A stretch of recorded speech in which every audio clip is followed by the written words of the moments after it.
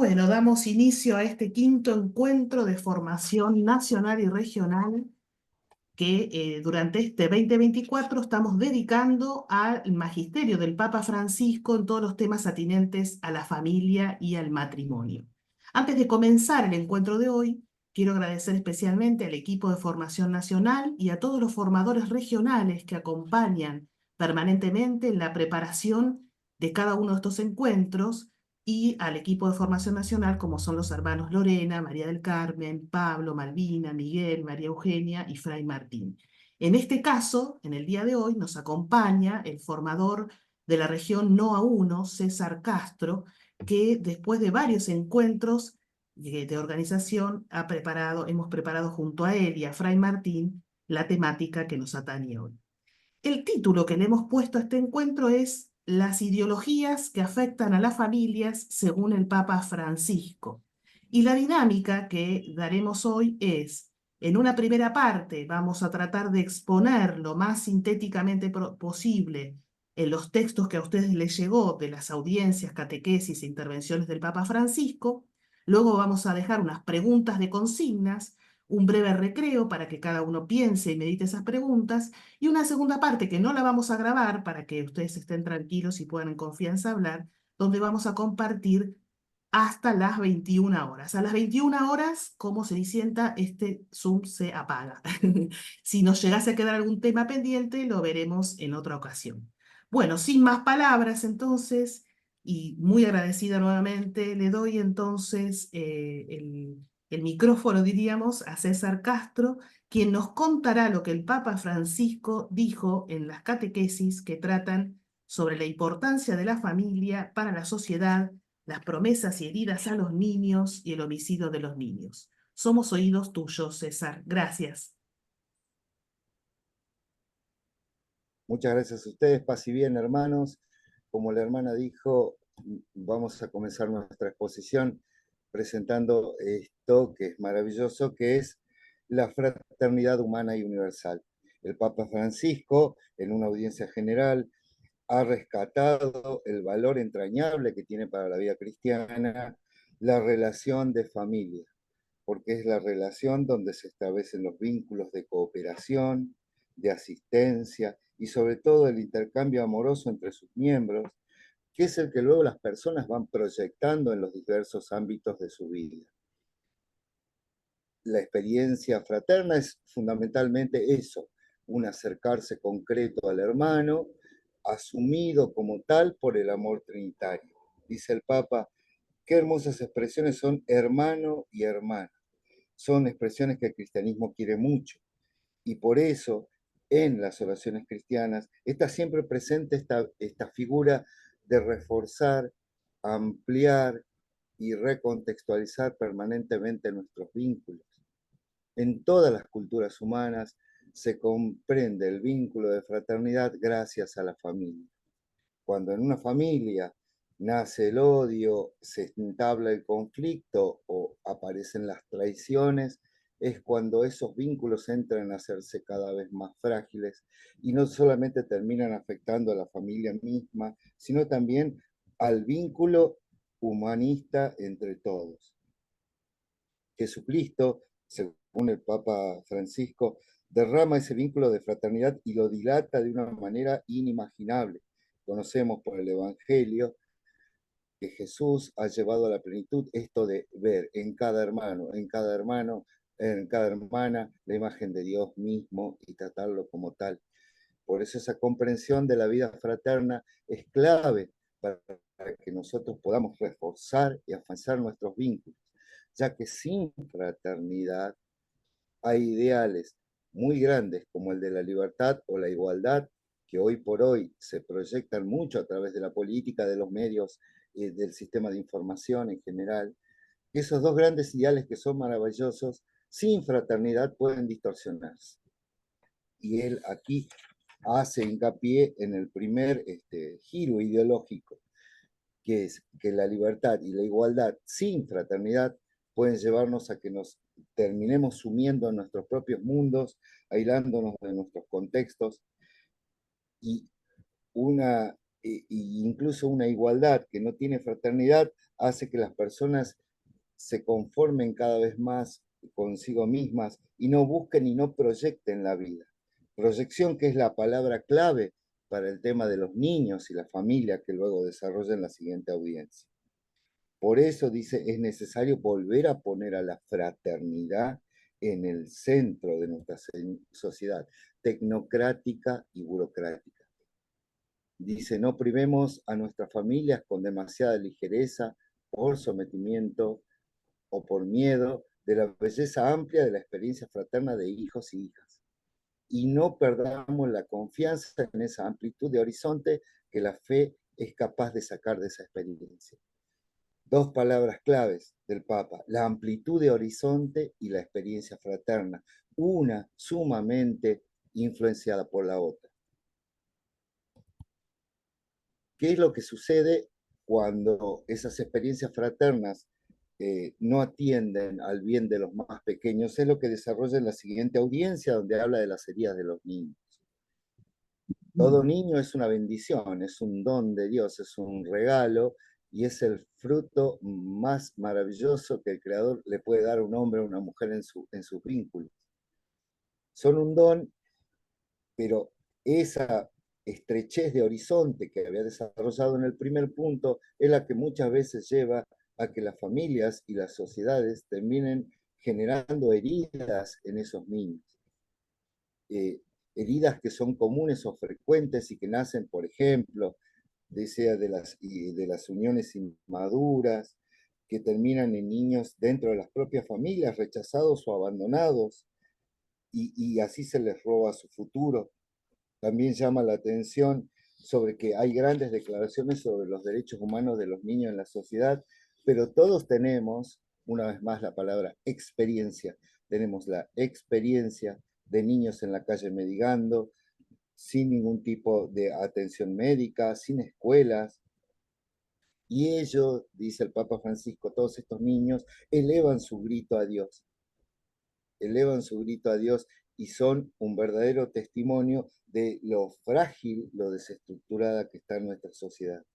El Papa Francisco dice, a ninguno de los gritos de estos niños se les escapa el Padre de los cielos y ninguna de sus lágrimas se pierde.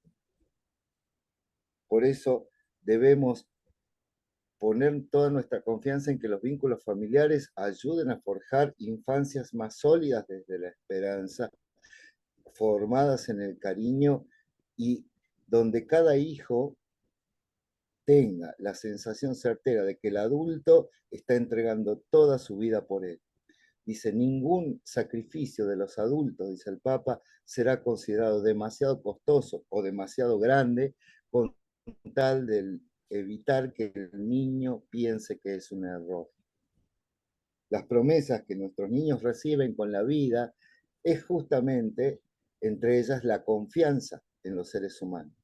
Una confianza que ya es lastimada desde el vínculo familiar, va a experimentar muchísimas dudas a medida que la persona vaya creciendo. Es necesario empezar entonces a generar un horizonte nuevo para esos niños y donde la Iglesia debe comprometerse ciertamente a apoyar en este camino a todas las familias que están en este camino de esfuerzo por criar a sus hijos.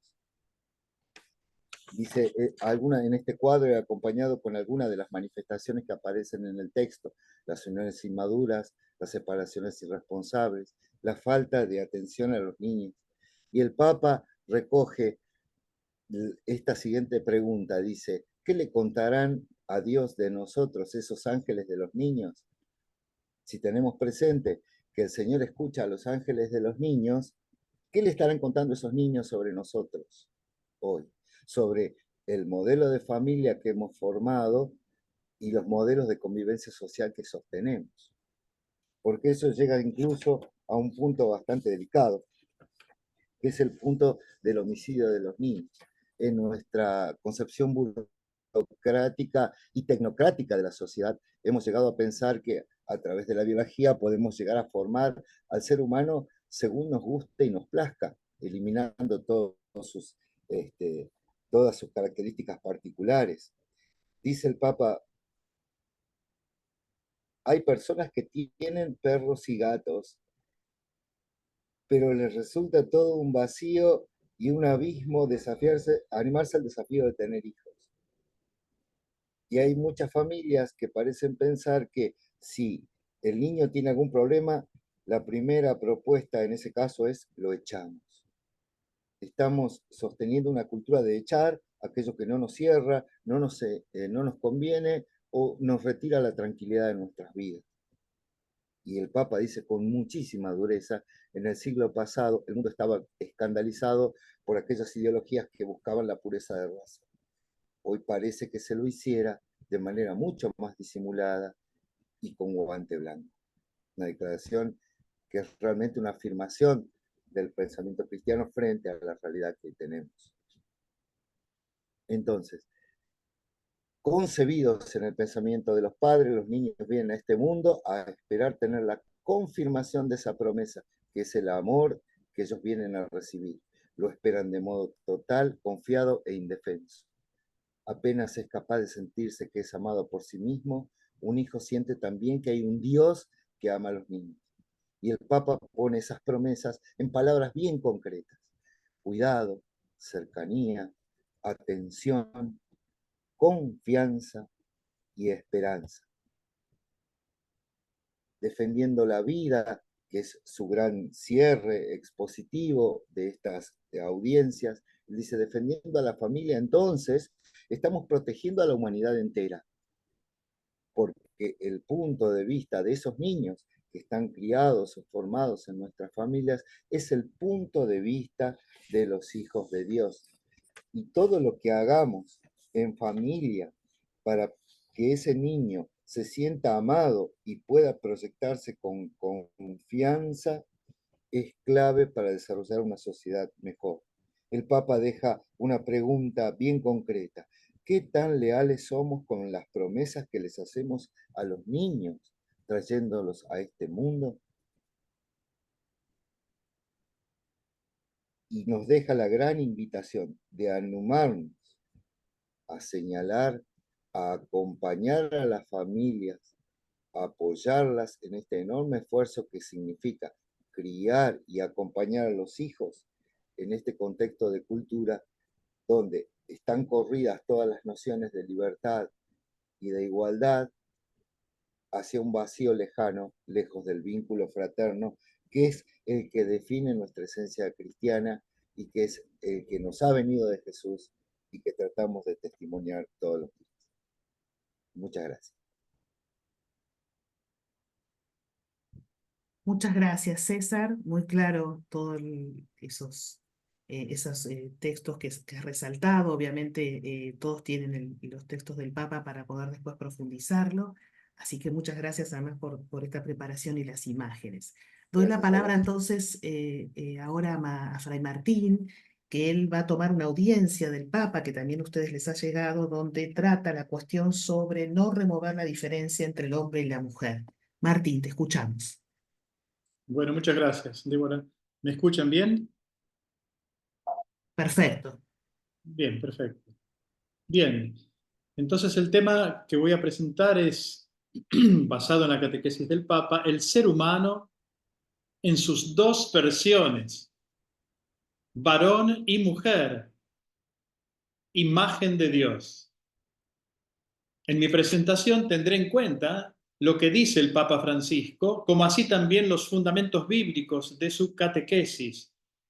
La catequesis de la Audiencia General del miércoles 15 de abril de 2015, que se encuentra en la página oficial del Vaticano, y también los aportes del conocido teólogo italiano don Claudio Doglio, cuando analiza Génesis 1, el poema sacerdotal de la creación, el primer relato de la creación, Génesis 2, el segundo relato de la creación, que es una narración sapiencial de la creación, y luego Génesis 3, donde el texto sagrado nos ofrece una reflexión muy profunda sobre el origen del mal. La traducción al español y la transcripción de los textos y audios del Padre Doglio son de quien les habla. Pertenezco a la Orden de los Frailes Menores Conventuales. La catequesis de hoy, comienza diciendo el Papa, está dedicada a un aspecto central del tema de la familia, el gran don que Dios hizo a la humanidad, ¿cómo? Nos preguntamos, con la creación del hombre y de la mujer y con el sacramento del matrimonio. Esta catequesis y la próxima, dice el Papa, se refieren a la diferencia y la complementariedad entre el hombre y la mujer que están en el vértice de la creación divina. Iniciamos con un breve comentario al primer relato de la creación en el libro del Génesis. Allí leemos, dice el Papa, que Dios, después de crear el universo y todos los seres vivientes, creó la obra maestra, o sea, el ser humano que hizo a su imagen. A imagen de Dios lo creó, varón y mujer los creó, dice Génesis 1:27. A imagen de Dios significa como representante oficial de Dios en la tierra. Los creó varón y mujer, es decir, capaces de relación, de comunión, de reciprocidad, de generación y con una misma dignidad. Génesis 1:27. El segundo relato de la creación que encontramos en Génesis 2 también nos recuerda que la creación del mundo tiene al ser humano como destinatario. Adam, que muchos traducen como hombre, es un colectivo que significa humanidad, el ser humano que viene de Adamá, la tierra. Génesis 2:7. El ser humano es presentado en sus dos versiones, Ish, varón, Isha, mujer. Como suena, como ustedes escuchan, Ish, Isha, el texto hebreo juega con estas palabras. Si nosotros quisiéramos encontrar un equivalente en español, podríamos decir hombre, hembra. Pero nosotros vamos a utilizar la diferencia de varón y mujer. Génesis 2:23. Y como todos sabemos, continúa diciendo el Papa, la diferencia sexual está presente en muchas formas de vida en la larga serie de los seres vivos. Pero solo en el hombre y en la mujer, esta diferencia lleva en sí la imagen y semejanza de Dios. El texto bíblico lo repite 3 veces en 2 versículos. Hombre y mujer son imagen y semejanza de Dios. Esto nos dice que no solo el hombre en su individualidad es imagen de Dios, no solo la mujer en su individualidad es imagen de Dios, sino también el hombre y la mujer como pareja son imagen de Dios. La diferencia entre hombre y mujer no es para la contraposición o subordinación, sino para la comunión y la generación. Siempre a imagen y semejanza de Dios. La experiencia nos lo enseña. Para conocerse bien y crecer armónicamente, el ser humano necesita de la reciprocidad entre hombre y mujer. Cuando esto no se da, se ven las consecuencias. Génesis 1:28, se nos dice que el hombre, el ser humano, en sus dos versiones, varón y mujer, han sido creados a imagen y semejanza de Dios, y esto significa un don, el don de la fecundidad, y son una bendición, pero también un compromiso, crezcan y llenen la tierra. También dice el texto bíblico, dominen a todos los animales. ¿Qué significa esto? El ser humano está llamado a convertirse en pastor de su propia animalidad. Se trata de animales metafóricos que el hombre lleva dentro suyo y que debe aprender a dominar para llegar a ser verdaderamente hombre. Estamos hechos para escucharnos y ayudarnos mutuamente. Podemos decir, sin el enriquecimiento recíproco en esta relación, en el pensamiento y en la acción, en los afectos y en el trabajo, incluso en la fe, los dos no pueden ni siquiera comprender en profundidad lo que significa ser hombre y mujer. La cultura moderna y contemporánea, continúa diciendo el Papa, ha abierto nuevos espacios, nuevas libertades y nuevas profundidades para el enriquecimiento de la comprensión de esta diferencia. Pero ha introducido también muchas dudas y mucho escepticismo. Por ejemplo, yo me pregunto si la así llamada teología del gender, del género, no sea también expresión de una frustración y de una resignación orientada a cancelar la diferencia sexual, porque ya no sabe confrontarse con la misma. Sí, afirma el Papa, corremos el riesgo de dar un paso hacia atrás. La remoción de la diferencia, en efecto, es el problema, no la solución. Para resolver sus problemas de relación, podríamos decir de conflicto, el hombre y la mujer deben, en cambio, hablar más entre ellos, escucharse más, conocerse más, quererse más. Deben tratarse con respeto y cooperar con amistad. Con estas bases humanas, sostenidas por la gracia de Dios, es posible proyectar la unión matrimonial y familiar para toda la vida. El vínculo matrimonial y familiar es algo serio y lo es para todos, no solo para los creyentes. Quisiera exhortar a los intelectuales a no abandonar este tema como si se hubiese convertido en algo secundario para el compromiso, en favor de una sociedad más libre y más justa. Dios ha confiado la tierra a la alianza del hombre y la mujer. Su fracaso, dice el Papa, aridece el mundo de los afectos y oscurece el cielo de la esperanza. Las señales ya son preocupantes y las vemos. Quisiera indicar, entre otros muchos, dos puntos que yo creo deben comprometernos con más urgencia.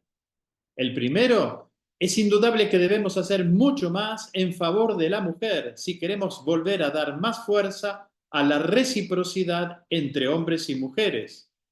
Es necesario, en efecto, que la mujer no solo sea más escuchada, sino que su voz tenga un peso real y una autoridad reconocida en la sociedad y en la Iglesia. El modo mismo con el que Jesús consideró a la mujer en un contexto menos favorable que el nuestro, porque en esos tiempos la mujer estaba precisamente en un segundo lugar, y Jesús la trató de una forma que da una luz potente, ilumina una senda que conduce mucho más lejos y de la cual hemos recorrido solo un trocito. Dice el Papa, no hemos comprendido aún en profundidad cuáles son las cosas que nos puede dar el genio femenino, las cosas que la mujer puede dar a la sociedad y también a nosotros. La mujer sabe ver las cosas con otros ojos que completan el pensamiento de los hombres. El camino a recorrer, se trata de un camino a recorrer con más creatividad y audacia. Una segunda reflexión se refiere al tema del hombre y de la mujer, creados a imagen y semejanza de Dios. Me pregunto, dice el Papa, si la crisis de confianza colectiva en Dios, que nos hace tanto mal, que hace que nos enfermemos de resignación ante la incredulidad y el cinismo, no esté también relacionada con otra crisis, con la crisis de la alianza entre hombre y mujer. En efecto, el relato bíblico, con la gran pintura simbólica sobre el paraíso terrestre y el pecado original, nos dice precisamente que la comunión con Dios se refleja en la comunión de la pareja humana y la pérdida de la confianza en el Padre Celestial genera división y conflicto entre hombre y mujer. De aquí viene la gran responsabilidad de la Iglesia, de todos los creyentes y ante todo de las familias creyentes para redescubrir la belleza del designio creador, que inscribe la imagen de Dios también en la alianza entre el hombre y la mujer. La tierra se colma de armonía y de confianza cuando la alianza entre hombre y mujer se vive bien. Y si el hombre y la mujer la buscan juntos, entre ellos y con Dios, sin lugar a dudas la encontrarán. Jesús nos alienta explícitamente, concluye el Papa, nos alienta a testimoniar esta belleza que es la imagen de Dios. Fin de la presentación.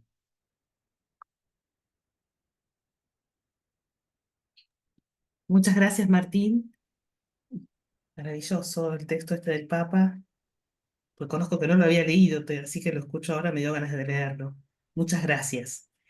Bueno, y ahora pasamos a un último tema que yo también voy a exponer literalmente del texto que vamos a utilizar para este tema de hoy, que es justamente un documento del Dicasterio para la Doctrina de la Fe. Voy a poner la presentación, el formato presentación.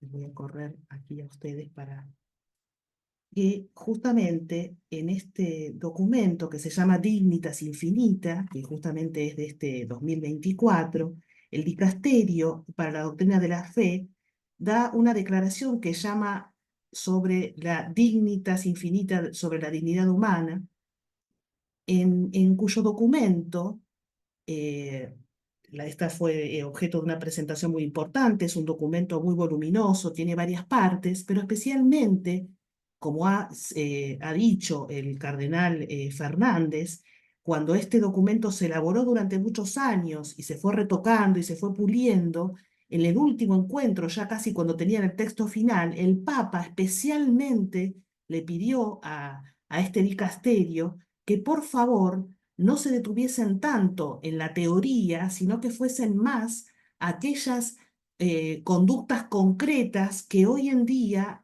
atacan a la dignidad humana.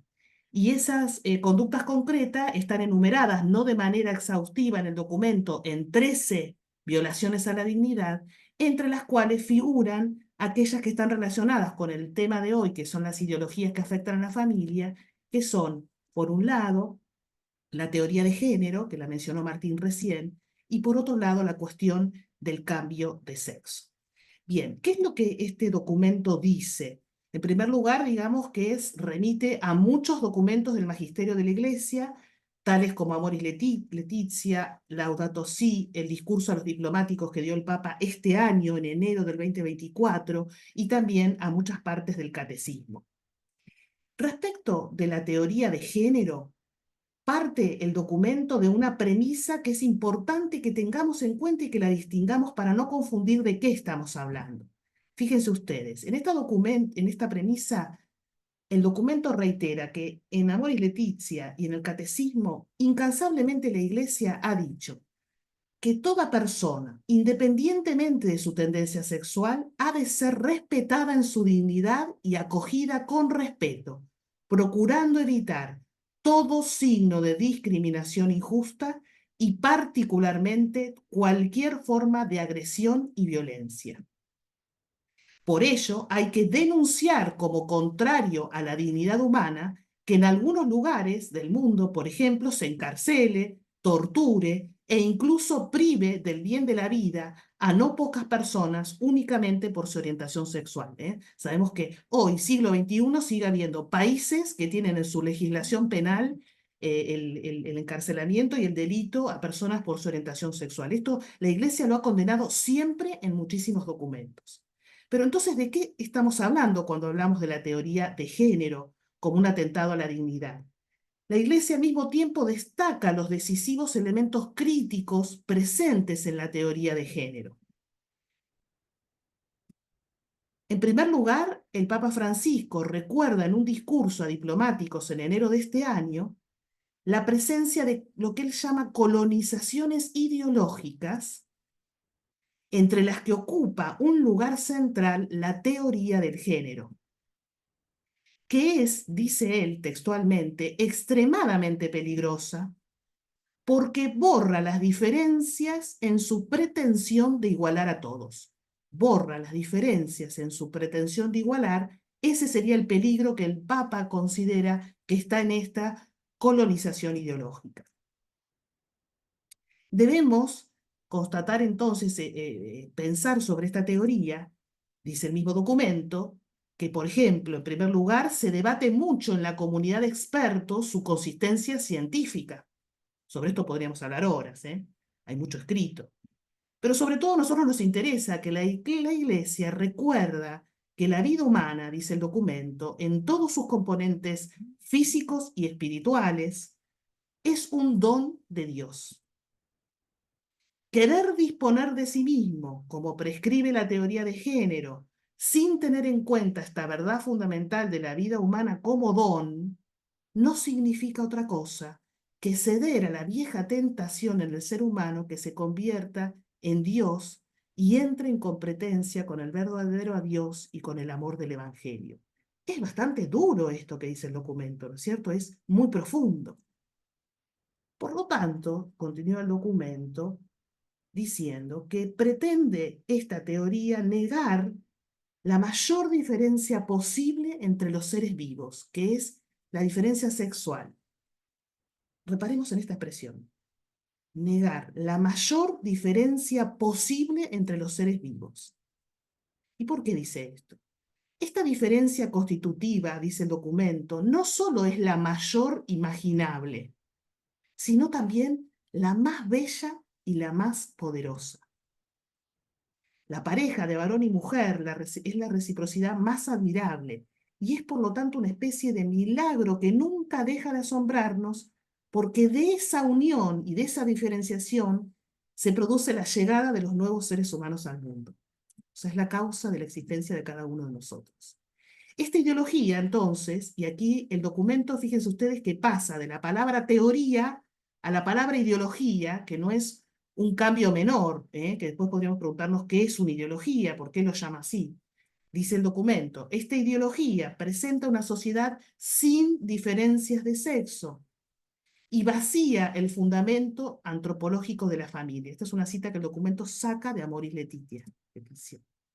Resulta entonces inaceptable que algunas ideologías de este tipo procuran imponerse como un pensamiento único que determine incluso la educación de los niños. Aquí el documento toma nota de cómo esta ideología se está introduciendo en los colegios y en la niñez, justamente en aquellos niños que son los más vulnerables. Y sobre todo aparece aquí, como muy bien dice el documento, interesante esta distinción entre la palabra sexo y género. Esto es bien conceptual, dice el documento. No hay que ignorar que el sexo biológico y el papel sociocultural del sexo, lo que se llama género, se pueden distinguir, pero no separar. Sobre esto podríamos estar un buen rato pensando. Esto es una frase del Sínodo de los Obispos de 2015. Por lo tanto, el documento reitera, debe rechazarse todo intento de ocultar la referencia a la evidente diferencia sexual entre hombres y mujeres. No podemos separar lo que es masculino y femenino de la obra creada por Dios, que es anterior a todas nuestras decisiones y experiencias, donde hay elementos biológicos que es imposible ignorar.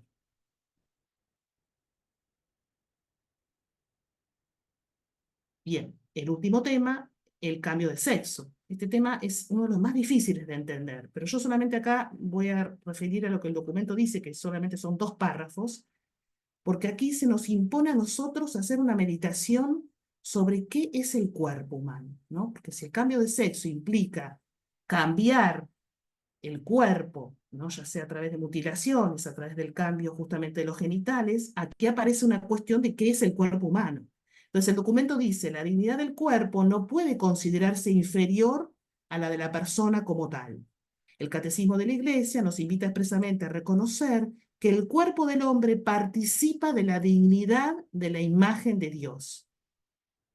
Tal verdad merece ser recordada especialmente cuando se trata del cambio de sexo. El cuerpo y alma es lo que está unido al hombre inseparablemente. Y el cuerpo es el lugar vivo donde se despliega y manifiesta la interioridad del alma, incluso a través de la red de las relaciones humanas. Constituyendo el ser de la persona, alma y cuerpo participan así de esa dignidad que caracteriza a todo ser humano. Estas son citas textuales, ¿eh? No le he agregado nada. El documento dice, esto para los cristianos, en una nota a pie de página, vale también para el respeto debido al cuerpo de los difuntos. Pensemos para nosotros la importancia que tiene cuando fallece alguien el cuerpo del difunto. En este sentido, hay que recordar que el cuerpo humano participa de la dignidad de la persona, ya que está dotado de significados personales, especialmente en su condición sexual. Es en el cuerpo donde cada persona se reconoce generada por los demás, y es a través de su cuerpo que el varón y la mujer pueden establecer una relación de amor capaz de generar a otras personas. Por lo tanto, dice el documento, hay una necesidad de respetar el orden natural de la persona humana. El Papa Francisco enseña en este sentido que lo creado nos precede y debe ser recibido como don. Al mismo tiempo somos llamados a custodiar nuestra humanidad, y eso significa ante todo aceptarla y respetarla como ha sido creada. De ahí que toda operación de cambio de sexo, por regla general, dice el documento, porque al final deja a salvo esas cuestiones de malformaciones genéticas que se dan en casos excepcionales y que la medicina se ocupa de eso, ¿no es cierto? Que no es de lo que estamos hablando. Toda operación de cambio de sexo, por regla general, corra el riesgo de atentar contra la dignidad única que la persona ha recibido desde el momento de la concepción. Bueno, creo que acá la noción de cuerpo como parte de la dignidad y de la imagen de Dios es un tema que nos puede llevar a meditar mucho. Bien, como conclusión a esta exposición de los tres temas, les dejamos tres preguntas para compartir. Les pedimos que las anoten, vamos a dar unos 5 minutos de meditación y luego abrimos todos los audios en una segunda parte para que cada uno comparta y comente alguna de estas tres preguntas o las tres, ¿eh? La primera, en relación con lo que César nos explicó, que tiene que ver con los niños, podemos preguntarlos cuáles considerás que son las heridas más profundas que hoy padecen los niños. Respecto a lo que Martín nos explicó del análisis bíblico del Génesis, preguntarnos por qué el hombre y la mujer son pareja, como pareja, son imagen de Dios. Y respecto a esta teoría de género que vimos en el documento del dicasterio, me gustaría que nos preguntemos si entendemos qué es la ideología de género en estos documentos del magisterio, sobre todo, como lo explica y lo hemos leído textualmente en el documento. Bien, agradezco entonces a Martín y a César y a todos los que veo que están muchos conectados, no me di cuenta que había tantos. Voy a detener la grabación y entonces